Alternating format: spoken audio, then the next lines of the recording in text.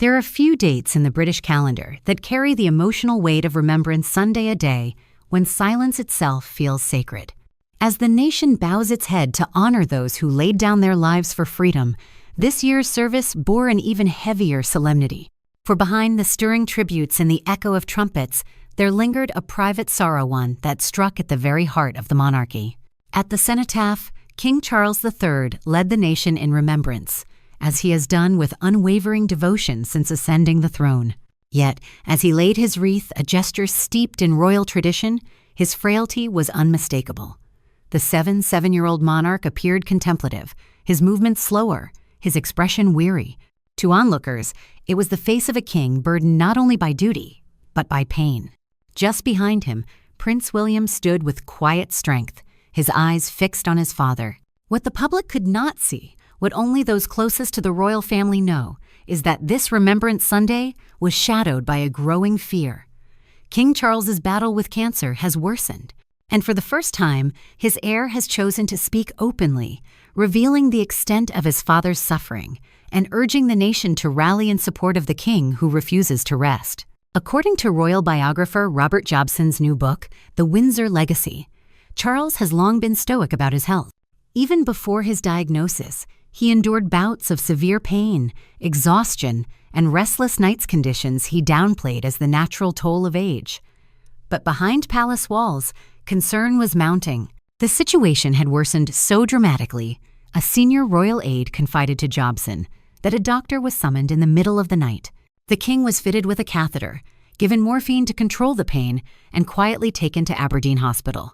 It was there, during treatment for what doctors believed to be an enlarged prostate, that the devastating discovery came: cancer. The precise nature of the illness remains private, but its impact has been profound. Palace sources describe Charles as determined to continue his work, but increasingly reliant on medication and the unwavering care of his medical team. Worsening his struggle is a little-known condition, sleep apnea, which causes interruptions in breathing during rest. The king now uses a CPAP machine, introduced to him years ago by former U.S. Vice President Al Gore, to prevent nightly suffocation episodes. He swears by it, Jobson writes. It's the only thing that keeps him functioning at his current pace.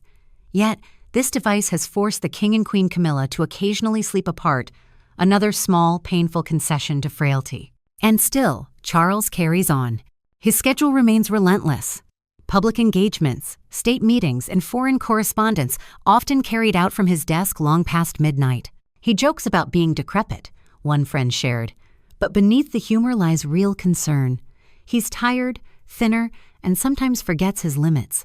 It was during these long, exhausting months that Prince William made his heartbreaking appeal, a son's plea for mercy.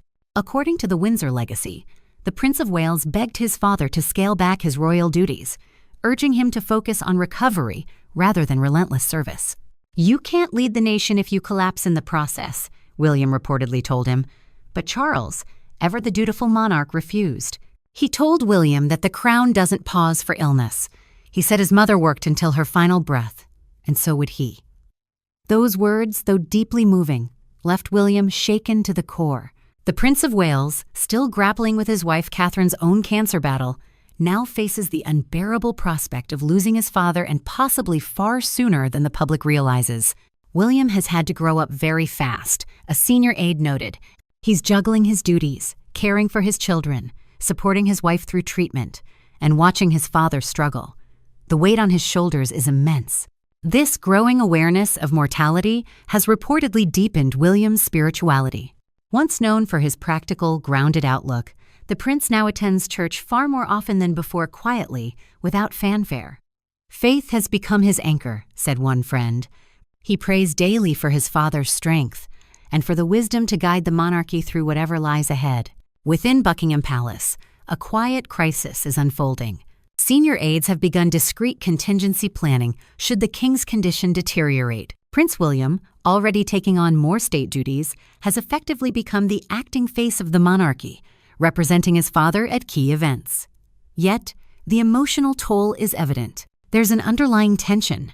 Both father and son have fiery tempers, and they clash over how to balance tradition with modernity. But there's deep love too, an unspoken bond forged by shared duty and now shared fear. The king, sources say, has been deeply moved by the outpouring of public concern. Letters and messages from across the Commonwealth flood the palace daily reminders that his people stand with him. In recent weeks, William has quietly begun encouraging Britons to pray for the king and to hold him in their hearts as he continues to serve through pain. He won. His Majesty has always given his life to this nation, William said in a rare emotional statement following the service. Now, more than ever, it is time for us to give something back: our compassion, our prayers, and our faith that he will recover. His appeal has struck a chord with millions. On social media, hashtags like #PrayForTheKing and #StandWithCharles have begun trending, uniting Britons in a wave of empathy not seen since the late Queen's final months. Churches across the country have reportedly seen higher attendance as citizens light candles and say prayers for the king's health. Behind his calm composure, William is said to be haunted by the thought of losing both his wife and father to illness in the same span of years. It's his private nightmare, one palace aide revealed. He's a man torn between duty and grief. Those close to him describe moments of visible strain, sleepless nights, bouts of quiet reflection, and rare flashes of emotion in public. His concern extends not just to his father's health, but to the monarchy's future.